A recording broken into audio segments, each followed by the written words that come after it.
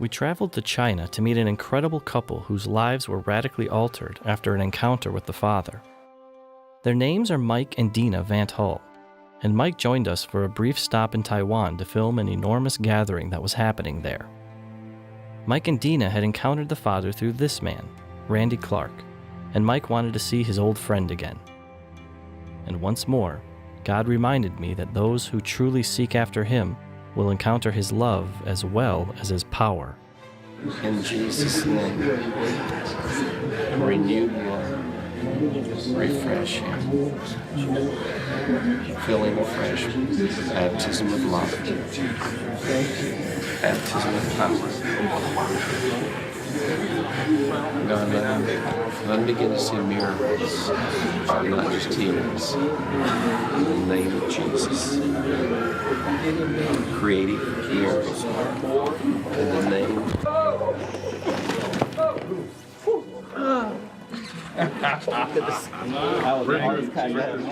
He was vice president of a bank, and they had a big home and nice cars and just everything. And they were nominal. They were lukewarm. They were the last ones in, sat in the back, and the first ones out when service was over. I was preaching in the morning. I think it was on Sunday morning. I'm not sure, but I said something in order: if you really want to be touched by God, come to the front. And I said, "Come, Holy Spirit." And people began to fall over the church, and they fell. But when they got up, they were radically changed in that short amount of time with the Spirit on them. Mike came just shortly afterwards and was weeping and told Tom, "I can't be vice president of a bank anymore." Even though I'd say we were happily married and had a good family and were living a good life, there was still an emptiness in us, especially in me, that was not being fulfilled in my Christian walk. We both were raised in Christian families, and so we believed the Bible, but we had none of it in our life, and we would say, "Where's the more? If this is really what it seems to be, where's the fruit? Where's the more? Where's the passion? Where's the love?" They say you have to love God. How do you love God? I don't know how to do that. I can accept Him and say a prayer, but how do you fall in love with God? And what does that mean? And what if you don't feel it? Can you still be a Christian? Can you still, and we would have these conversations. And so that night reminds me of the night that I met Mike. That's what it's the same kind of feeling that I had. It was like meeting Jesus for the first time. What the Lord did, on the outside looked, innocent enough and casual, but was very deep.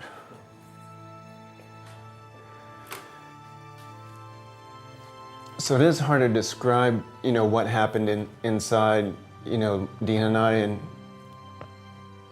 there was just such an exchange where he took things, from me,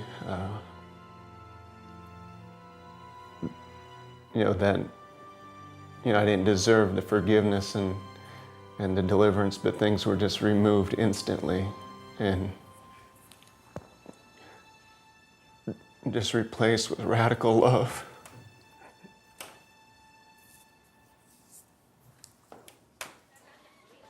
Well, that radical love would propel them to sell everything and fly to China with their 3 small children and 2 suitcases. No plan, couldn't speak the language, but God told them to go, and they trusted Him. So we just said, if He's asking us to go, then we're just going to go. And so we sold our house, and we gave everything else away.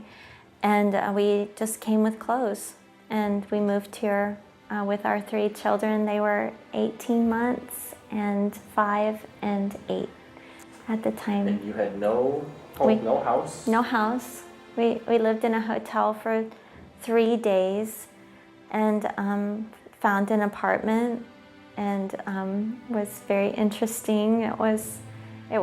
It had rats and it had raw sewage, and we didn't know anything. And I remember walking in, and it was everything up until that point for me. It was very exciting. It was, even though there was a lot of sacrifice involved, but even the sacrifices were such a joyful sacrifice. It was like it was all I had to give, and I was just so happy to give it.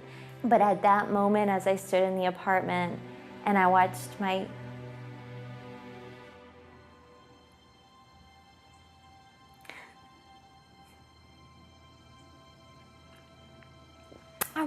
children come in for the first time and see their new home.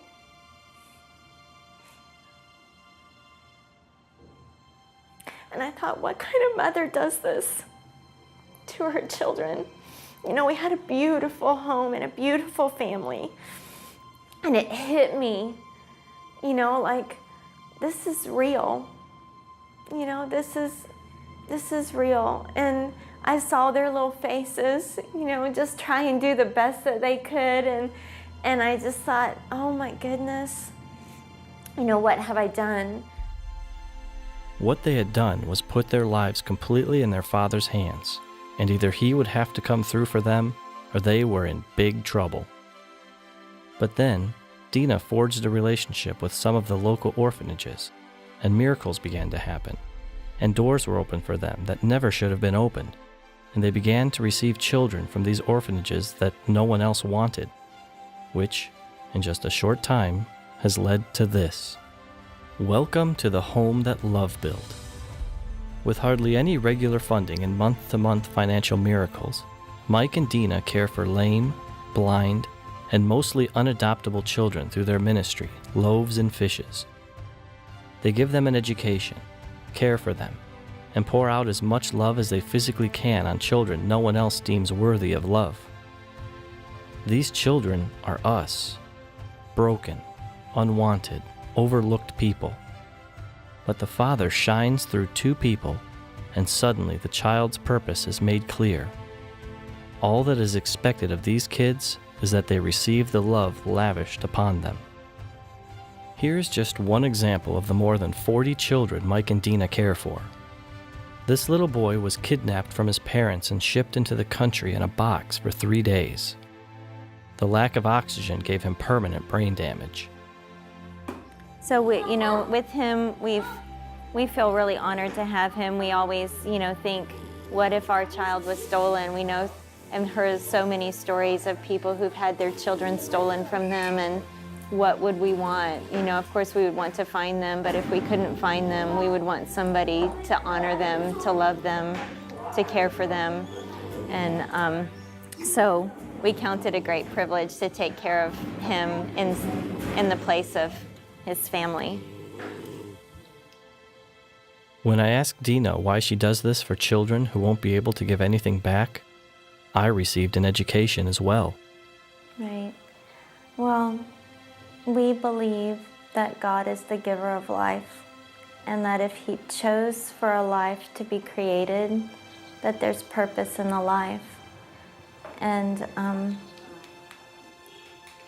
these children have taught us more than probably some of the greatest teachers and preachers of our time about love. God has used them to change the way that we think, the way that we feel, and we're happy. And holding them, I feel God's presence.